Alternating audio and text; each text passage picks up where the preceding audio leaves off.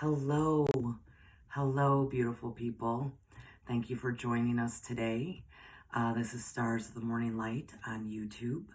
Stars of the Morning Light is a complete spiritual resource platform.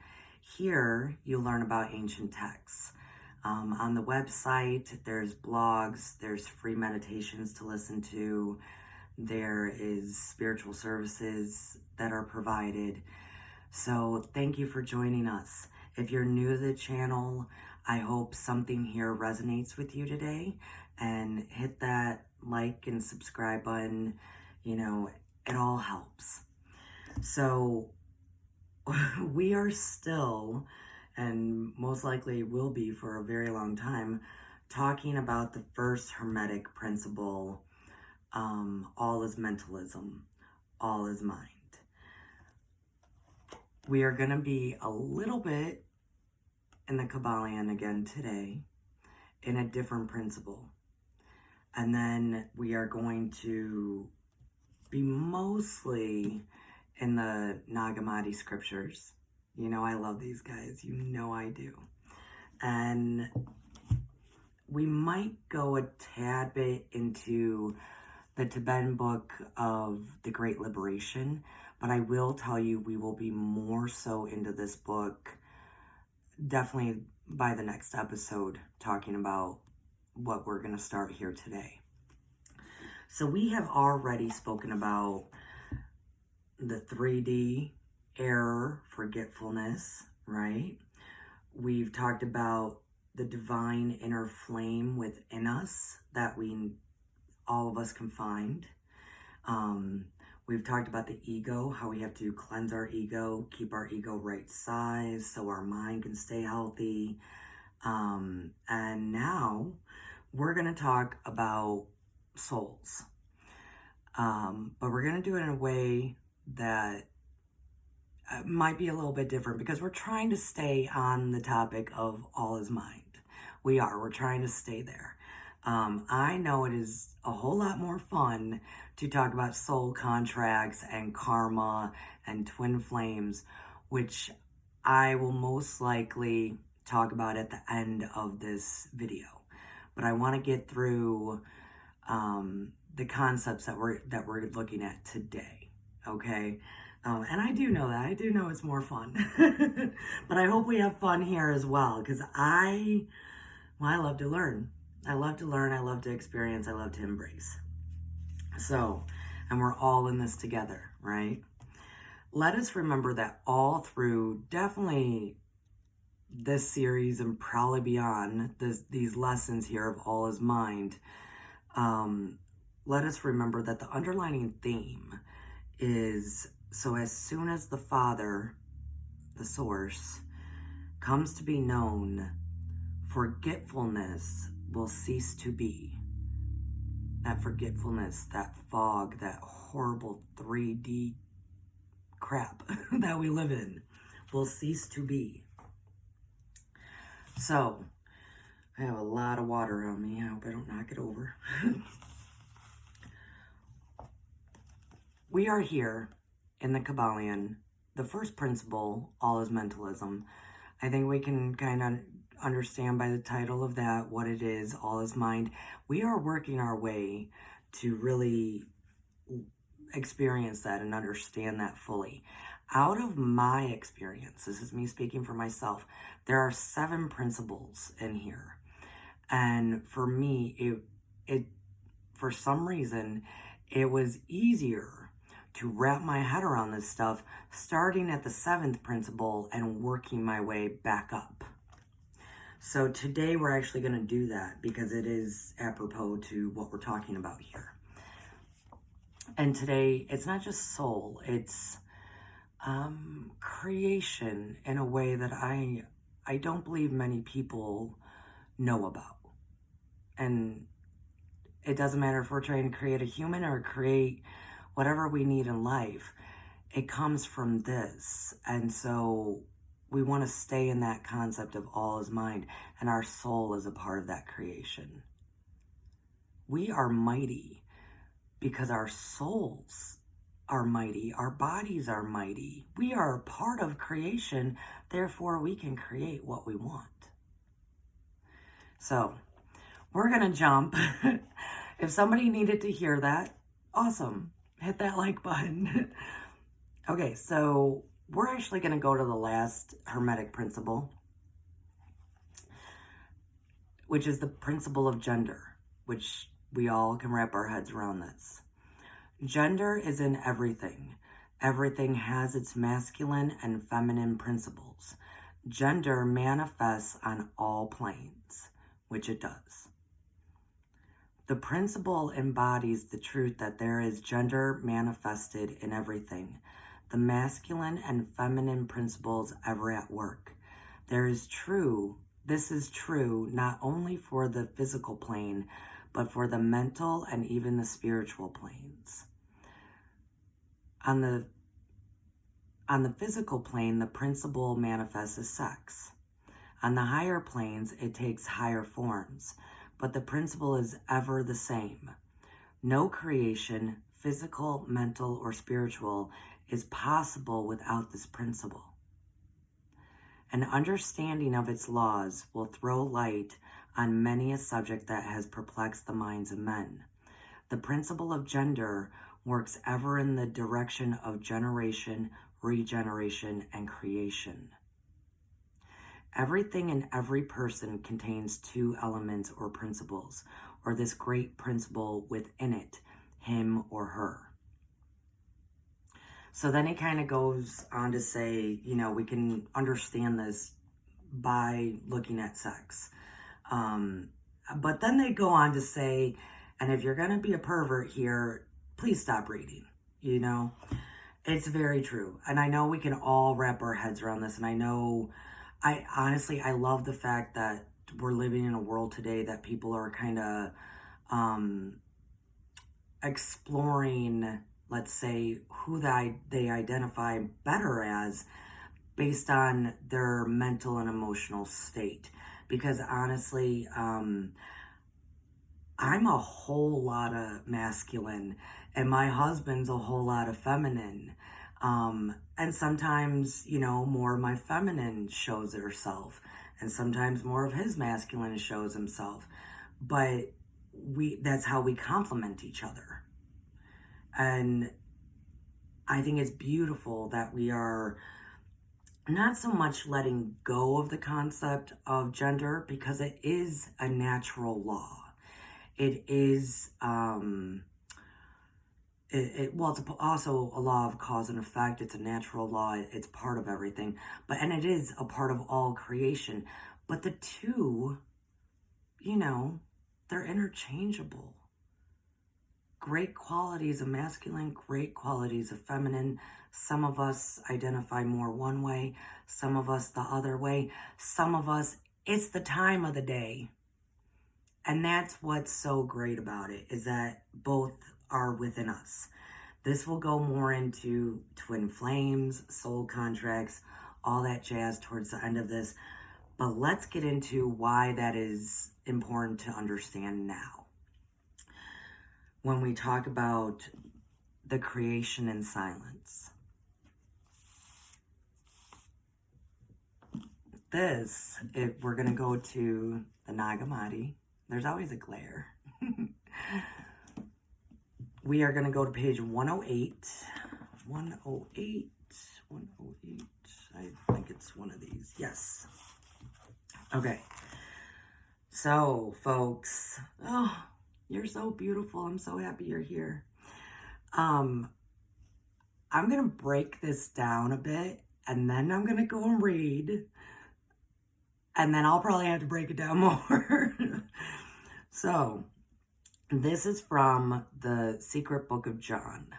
Yes, the disciple John.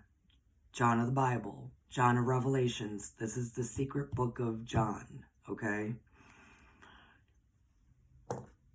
He is explaining, oh my goodness, before any of our concepts of creation, and then there was light.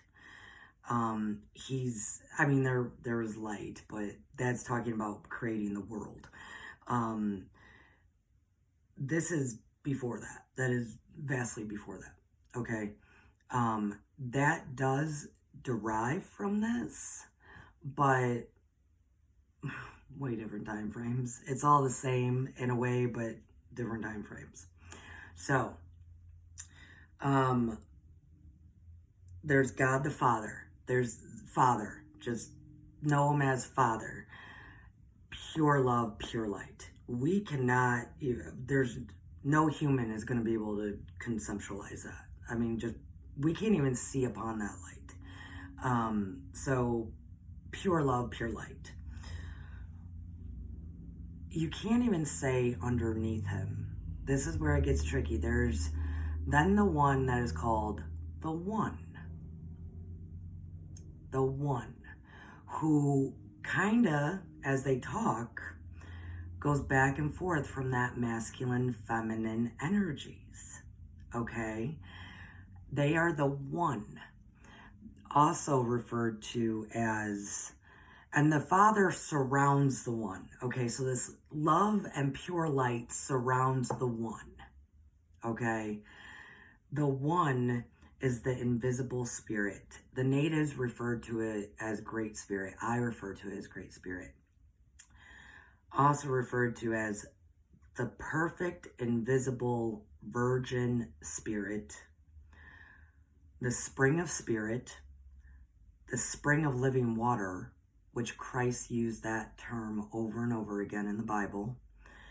And know that the One, O-N-E, one, like the number, is over the all. All is mind. So Father, pure love and light. Pure love and light. Surrounding the One. Okay, both masculine and feminine. The Father, I don't, there's not even, I don't, gender, sure. I mean, we just can't even comprehend. So let's go to the One, masculine and feminine, the invisible spirit, the Great Spirit, the virgin spirit, the spring of living water. Okay. The One is over the all. All is mind. Okay. From the Father and the Great Spirit, the One, their forethought is produced. Thought. That is definitely more female, takes more female characteristics, okay? Thought. Because it's referred to as the universal womb. And her name is Barbello. Okay, there is a name. I know, it's awesome. Barbello. The universal womb. That came from Father and the One creating thought, Barbello, who then created foreknowledge, incorruptibility, life eternal, and truth. Those are the luminaries. Those do exist, believe it or not. They do exist. And from that came the first child. And the first child then asked to have mind, will, and word. And that child also is able to become self-generated. We're going to get into this, okay? Yeah. So I wanted to break that down because to just start reading would have been nuts. So we have a little bit of where this is tracking. All right. Once again, this is the secret book of John. I'm sure you can Google it. I'm sure you can. The One is a sovereign that has nothing over it. It is a God parent, Father of the all, meaning who we normally are seeking, who we're normally trying to communicate with, talk to, learn about, experience, is the One. It's not the one above, it's not the one surrounding that One. It's the One. We're trying to communicate with the Great Spirit. The invisible One that is over the all. It is incorruptible, that is that is pure light at which no eye can gaze, same as the Father. So his attributes as the Father. The One is the invisible spirit. We should not think of it as a God or like a God, for it is greater than a God, because it has nothing over it and no Lord above it. It does not exist without anything inferior to it, since everything exists within it. For it established itself. Oh, love it. It is eternal, since it does not need anything, for it is absolutely complete. It has never lacked anything in order to be completed by it. Rather, it is always absolutely complete in light. The One is limitless, unfathomable, immeasurable, invisible, eternal, unchangeable, unnameable. It just goes on. The One is not among the things that exist, but it is much greater. Not that it is greater, rather, as it is in itself, it is not part of the eons or time. So we'll eventually learn what eons are and things like that, but just know this is completely outside any of that. It is who we tend to refer to as the Father or God Almighty. For whatever is part of a realm was once prepared by another. Time was not allotted to it, since it receives nothing from anyone. What would be received would be on a loan. The one who is first does not need to receive anything from another. It beholds itself in the light. Okay, so that's a lot of words to go back and say again. There's a lot of repetition. It is complete. It is absolute complete. So it doesn't even need eons. It doesn't need time. It doesn't need anything. And it doesn't come from anyone or anywhere. And it doesn't have anything over it. Or do you see what I'm saying? So it's the light. It is the spring of living water. So we're going to keep going. I'm going to jump to, though, page 110. We were on 108. I'm just jumping around. So this is where Barbello appears. I mentioned her, right? Who would be essentially like our mother. The mother of creation. This Father, okay, the ultimate, the light surrounding the One. This Father is the one who beholds himself in the light surrounding him, which is the spring of living water and provides all the realms. He reflects on his image everywhere, sees it in the spring of the Spirit, and becomes enamored of his luminous water, for his image is in the spring of pure luminous water surrounding him. His thought became a reality, and she who appeared in his presence in shining light came forth. She is the first power who preceded everything and came forth from his mind as the forethought of the all. Her light shines like the Father's light. She, the perfect power, is the image of the perfect and invisible Virgin Spirit. So, well, let me keep going. She, the first power, the glory of Barbello, the perfect glory among the eons, the glory of revelation. She is glorified and praised. She glorified and praised the Virgin Spirit, for because of the Spirit she had come forth. Okay, so Father is looking at how beautiful everything is, because it looks like him in this living water. Please think energy, okay? Please think energy. And he has this thought, and the living water, the Great Spirit, said, here you go. And there was forethought, thought, and she came and was presented, and she was Barbello, shining light just as beautiful as the Father, okay? Then Barbello, because she really was created by this one, this invisible, holy, great Spirit, she then praised and glorified the Spirit, giving praise. Thank you for creating me, okay? You needed to know that.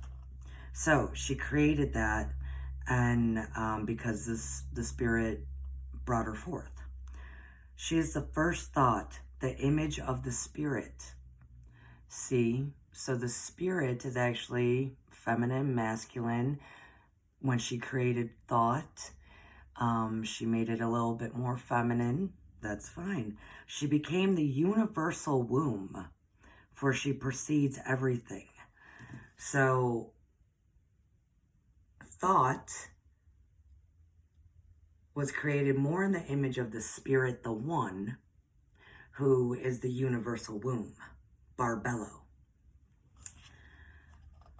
The Father, Mother, the first human, the Holy Spirit, the triple male, the triple power, the androgynous one with 3 names, the eon among the invisible beings, the first to come forth. That is all Barbello. Barbello asked the invisible virgin Spirit, the One, to give her foreknowledge, and the Spirit decided to give it to her. Just like that, conceded. There you go. When the Spirit conceded, foreknowledge appeared and stood by forethought. So now foreknowledge has come and stood by Barbello, who is forethought, okay? This is the one who came from the thought of the invisible virgin Spirit. Foreknowledge glorified the Spirit and the Spirit's perfect power, Barbello, for because of her foreknowledge had come into being. So you got to see that Spirit, the One, is representing herself in a way in Barbello. And then Barbello's like, hey, can I have foreknowledge? Which is good. We all need that. We all need foresight. Yes, we do. And Spirit, the Virgin Spirit, conceded again, gave her foreknowledge. Okay, and then foreknowledge stood next to Barbello and gave the Spirit praise. She asked again to be given incorruptibility. This is Barbello still asking for things. She asked again to be given incorruptibility, and the Spirit consented. When the Spirit consented, incorruptibility appeared and stood by thought and foreknowledge. Incorruptibility glorified the invisible one and Barbello. Because of her, they had come into being.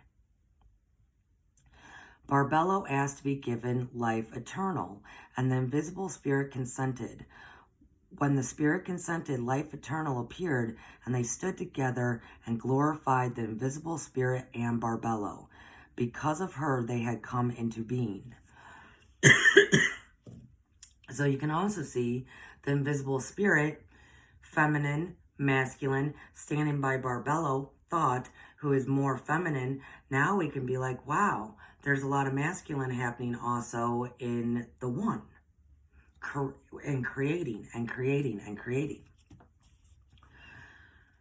She asked again to be given truth, and the invisible Spirit consented.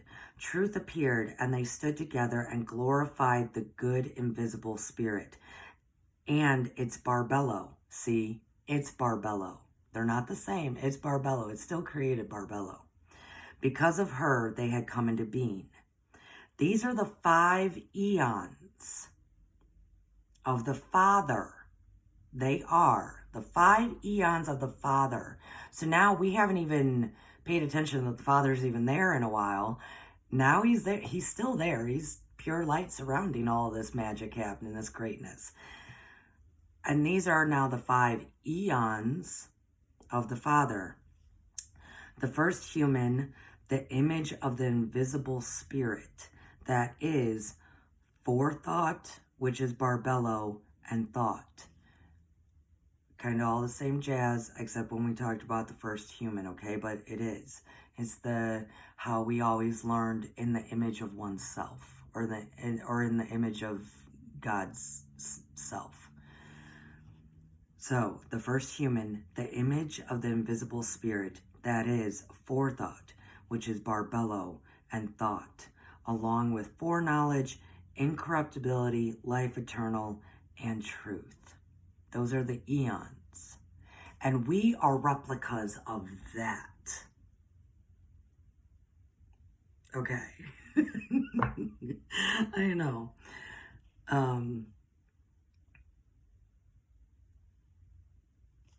And I will say this, but we're gonna, no, I shouldn't have said anything. I'll read the last line of this part. These are the 5 androgynous eons, which are the 10 eons, which is the Father. We will get into that later. But yes, understand, it says these are the 5 androgynous eons. They have both masculine and feminine going on in these eons.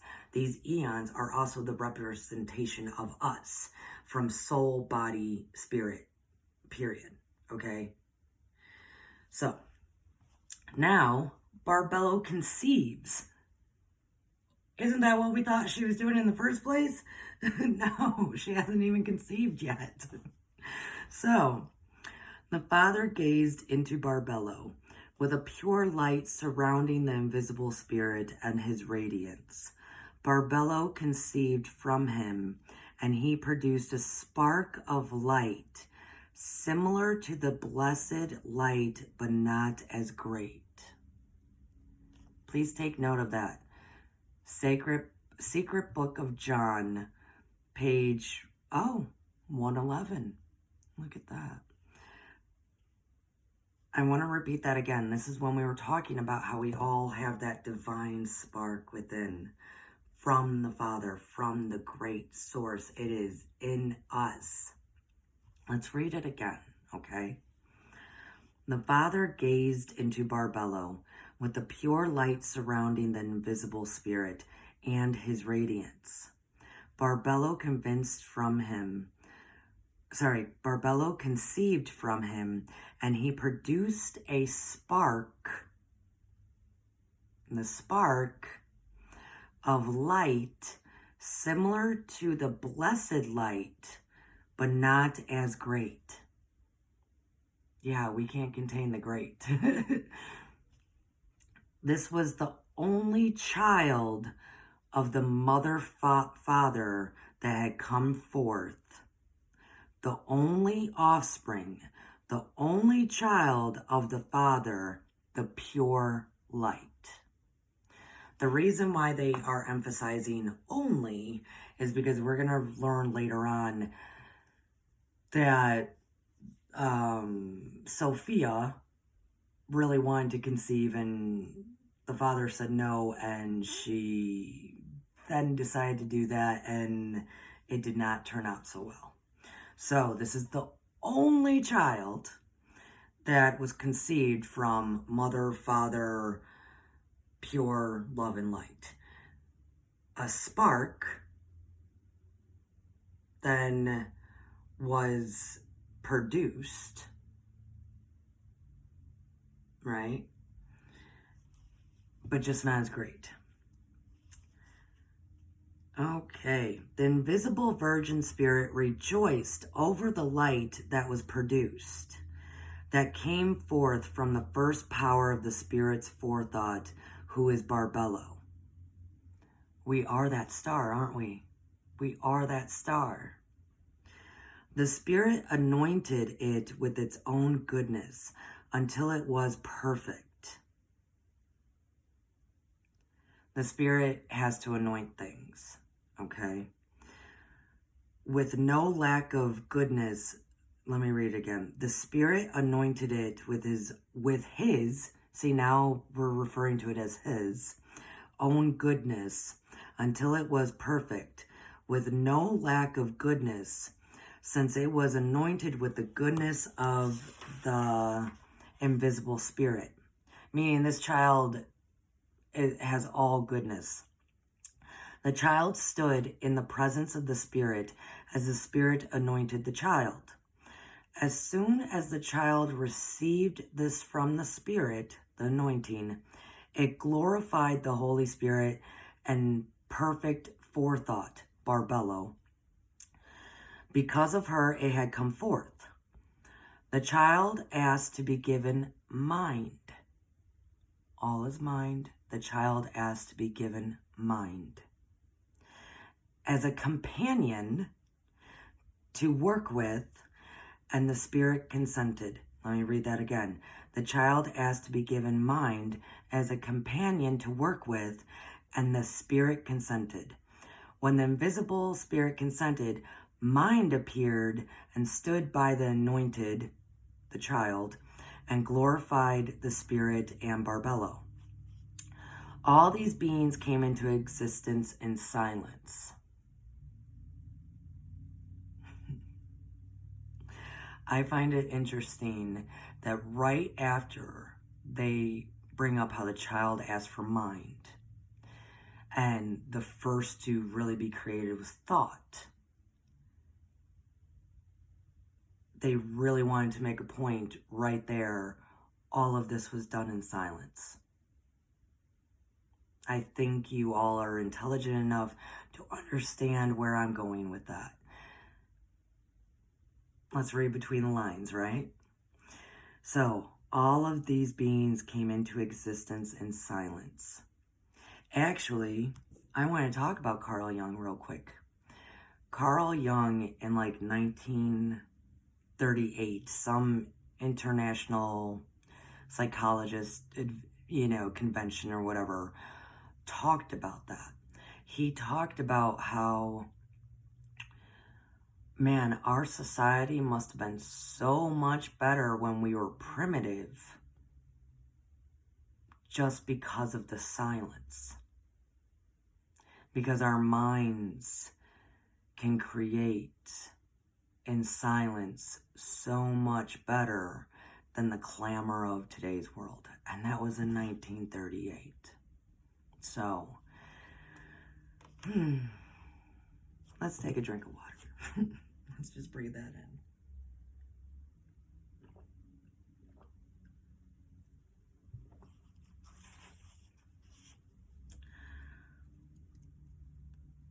So now we have a child. We have the first child, born out of father, mother, masculine, feminine, first child. The child then asked for mind as a companion to work with. Mind wished to create something by means of the word of the invisible Spirit. Its will came a reality and appeared, with mind and the light glorifying it. Word followed will. Okay, let's pause there for a minute. So mind was like, hey, Great Spirit, I want to create something with your powers. I want to create word. But before word could be created, okay, before word could become created, will, W-I-L-L, had to be created before the word. Intention, remember, we've talked about this in other videos. The intention behind your words is what really matters, because words are extremely powerful and we're not paying attention to our intentions behind them. Right. So the will had to be created first before the word. So for the anointed, the divine self-generated, okay, so all of a sudden now we're learning that this child who was anointed by the Spirit, none of the rest of them were anointed. The child was anointed by the Spirit. And now is also being referred to as divine self-generated. Okay, so for the anointed, the divine self-generated created everything by the word. Life eternal, will, mind, and foreknowledge stood together and glorified the invisible spirit and Barbello, for because of her they had come into being. So now the self-generated, the anointed child, is using the power of the word to create everything. And will had to be there before the word. So, and then life eternal, will, mind, and foreknowledge are all standing there, blessing Barbello and the invisible spirit. They refer to it as one entity, as just her here, but blessing them and watching the anointed child, the self-generated one, just create a bunch of stuff. It's great with the power of word through the will. The Holy Spirit brought the divine self-generated child from himself and Barbello to perfection, so that the child might stand before the great invisible Virgin Spirit as the divine self-generated, the anointed, who honored the Spirit with loud acclaim. The child came forth through forethought, Barbello. The invisible Virgin Spirit set the true divine self-generated over everything and caused all set the self-generated over everything and caused all authority and the truth within to be subjected to it, so that the child might understand everything, the one called by the name greater than every name, for that name will be told to those who are worthy of it. That goes into, so you know, the self-generated having all authority over everything. Not only does that go back to the spark that child originally started as, right? That child is a spark. That also puts it in the same category as who we often refer to as God. This is why so many prophets become gods. This is how this happens, okay? Right? But we also have that spark. We also have will. We also have the power of word. We also have all this stuff. And I am not saying we are gods. I am saying that we have the same amount of potential. And I'm going to leave it as that. So, I want to, real quick, I'm going to just jump into the Tibetan Book of Great Liberation just for a moment. Because I do want us to talk a little bit, because I told you I would, talk about karma, soul contracts, and twin flames. Okay, so I'm about to do that here in a minute. Why don't we take another breather? You can kind of soak that all in.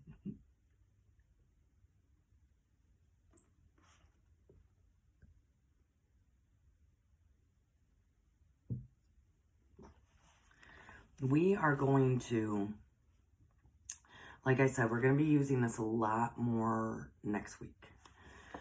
Or actually maybe in a couple of days. The part I wanted to talk about, though, is how, especially in Buddhist thought, You can't really have a positive or negative. And in most thoughts, that's there. Science can even, I mean, we can't, electrons and neutrons. I mean, it's that simple sometimes. The state, where did I want to start? The state at one moment, the state of transcending equilibrium, wherein negative and positive become indifferentiated, okay, wherein the two opposing charges then they just kind of go into science, so I don't need to go there so much. So, like I said, be prepared for this next week. That's why I'm bringing this up. We just learned male and female interchangeable all the time, interchangeable. Somewhat the same with positive and negative. The yin and the yang, you cannot have positive without a negative. You cannot have a negative without a positive. And I get you. Okay, Courtney, what does this have to do with what we're talking about? Well, we wanted to talk about souls. And we wanted to talk about, and here I'm just going to go off the cuff because I only have so much time left. So, I am a believer in karma. I am a believer in reincarnation, incarnations, what have you. Toth even talked about it. Many texts talk about it. That's going to be a whole series on its own. And I do the Akashic Records, so I do know. So a lot of this is just going to be, please trust that I do tap into the Akashic Records. We do have karma. We do. And it is that positive and negative. Is the law of cause and effect. Is the natural law of things, okay? So many of us, why this is like so big right now is because we are truly releasing and transmuting and pretty much also just melting away and dropping all of our karma from the past. And it is painful and it is rough and it's like, why the hell is this life so rough? Because we cannot take it with us. We cannot take it with us to the new earth. We cannot take it with us in great alignment. We cannot take it with us the more that we ascend higher into these different dimensions. The dimension of liberation, all is mind. We will learn about it more in the Tibetan Book of Great Liberation. We cannot take it with us. So it is painful. We do, though. We have our soul contracts and our soulmates with us to help us in positive and negative ways, right? It is what you do with the circumstances and the energies. And I'm speaking as if most people already know what we're talking about here, okay? We all have that. We all have contracts that we made with people, places, and things. Remember that, people, places, and things that serve some kind of purpose to help us evolve, help us learn our lessons, help us move forth. We do, when that time period is to let go of it, we know clear mind, body, and soul that that is the right thing to do, then we do need to cut the energetic cords to those connections, thanking them, thanking that person, place, or thing that is present and has always been present, thanking them for their service of your greater development and hoping that you did the same for them. And you have to cut the cords. There's many ways, and I'm sure there's many meditations out there. Do remember, though, folks, that after you are done cutting the energetic cords, you want to clap your hands. I didn't do it loudly, but you want to clap your hands because that is a sound for a full break, okay? Remember, we haven't gotten into vibrations and rhythm yet, but we will. Now, talking about twin flames real quick, because I know that's what everybody wants to talk about is twin flames. Think about what we just spoke about. Male and female together. Male and female. okay, interchangeably, male and female, right? We ourselves have the masculine and feminine energies, attributes within us, okay? Twin flames is when, how am I going to describe this to you? Let's say there is one spirit. It's not soul. One spark, one spirit, one star. Okay? In that spark, in that spirit, in that star, there is masculine and feminine within it. Then it broke to make two. So journeys could be done here on earth. Within each one of those is masculine and feminine within both of them. But to become complete, they need to be the full star again, the full spark. Here's the truth about that though, guys. So, oftentimes, when real divine twin flames, and that's why it's divine true sparks separated, come together, oftentimes it's unbelievable hell.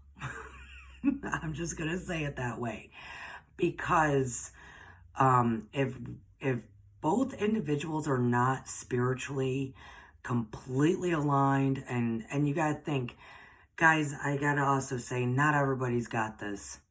Not everybody has a twin flame. I hate to put it out there like that. It's cool, man. Soulmates are actually way better oftentimes. Not everybody has a twin flame. Not everyone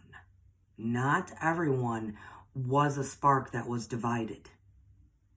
This is a very, I don't want to say it's unique and rare, but it's not, put it like 3 notches up from unique and rare. Okay, not everybody's got that going on. But everybody has soulmates. Everyone has soulmates. Everybody has love that has been with them for many, many, many, many lives. Being a true spark divided in two. Oftentimes when they come together, if either one of them, through multiple lives, because we're talking about karma here, has not developed a well-rounded sense of self, spiritually, physically, and mentally, if both parties have not done that, it is very difficult to sustain a twin flame relationship. If that be the case, it is oftentimes better to let go and be with a soulmate, because you're going to get the lessons you need to go through to maybe in the next round be with the twin flame. Soulmates are great. I love soulmates. Good, bad, and indifferent. They're there for my experience, my learning, and I'm there for theirs. You know, that's what it's really all about. When twin flames, though, do come together and both of them are on their A game, and man, they're like Path Life 33, and, you know, they're just, both of them are good. That is a power couple, unbelievable. That is so rare. I personally have never actually seen it. That is so very rare, okay? But at the same time, I will also say there are times that the twin flame, the spark, things could have gotten so messed up over time, and I mean many, many, many lives, that at some point, one of those energies decided to be a sacrifice in a way. And this is your example of, this is your example of like the woman who is like a community organizer and working at the food bank and doing great and trying to love on people, trying to do this, and the love of her life is a murderer. You see what I'm saying? Like that, when that happens and it's an actual true twin flame thing, that was a great sacrifice that happened. And what can stem out of that, though, is then the person that is doing well and here for humanity and the earth and shining the light, that was a great sacrifice so they could really focus and do their job that needs to be done here. Eventually, that energy source does come back to them. That energy source of the star spark, divine flame having to be reconnected, it does come back to them. Because then they can become whole within themselves because they have a greater purpose. They have a greater job to do, and something got so messed up. It could have been 6 lifetimes ago that just played out now. That source of energy will come back, and then that person can feel whole and full to move on and really be the light. And that is the very much the explanation of light and dark, positive, negative, have to be in place. So often, twin flames are something like that. There has to be extreme negative if there is extreme positive.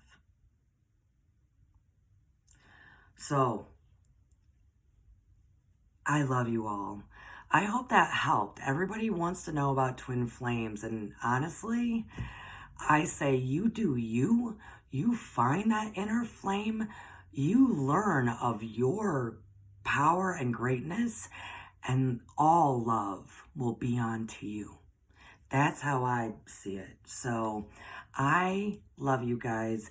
If you enjoyed this video, if anything resonated with you, please subscribe, hit the like button, and, send it to your friends who might be interested as well. We are just now getting into,